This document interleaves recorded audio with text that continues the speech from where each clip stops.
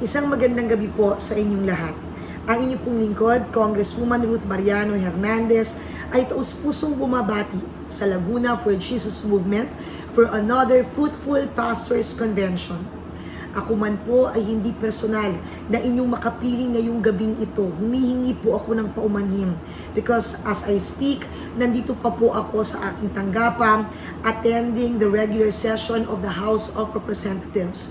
Pero gayon pa man, taus-puso ko pong pinapaabot ang aking pagbati at pagpupugay sa ating mga minamahal na pastors sa buong lalawigan ng Laguna. I salute each one of you for your passion, dedication, and commitment to fulfill your purpose as pastors.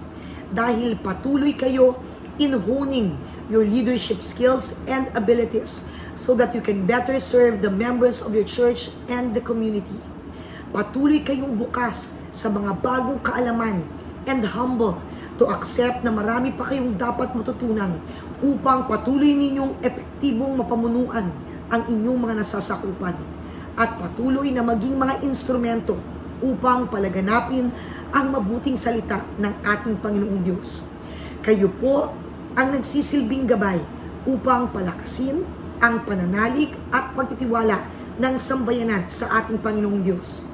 Lalo na sa panahon ng pagsubok, krisis, at uncertainties ng buhay. I give to you my commitment bilang isang lingkod bayan na katuwang ninyo po ako sa inyong hangarin for the spiritual upliftment of the people we serve. Noong bukal pa po ang inyong lingkod ng lalawigan ng Laguna, nagpasa po ako ng isang batas upang palakasin at isulong ang moral recovery program ng ating lalawigan.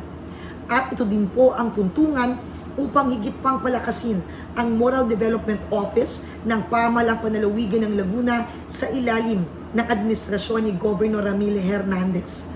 Patuloy po na makikipagtulungan ang aming tanggapan ni Gov. Ramil sa ating mga pastors all over Laguna upang palaganapin ang iba't ibang programa upang payabungin at patibayin ang espiritual na buhay ng ating mga mamamayan, upang maging mga mabubuting lingkod ng ating Panginoong Diyos at maging produktibong kasapi ng ating lipunan.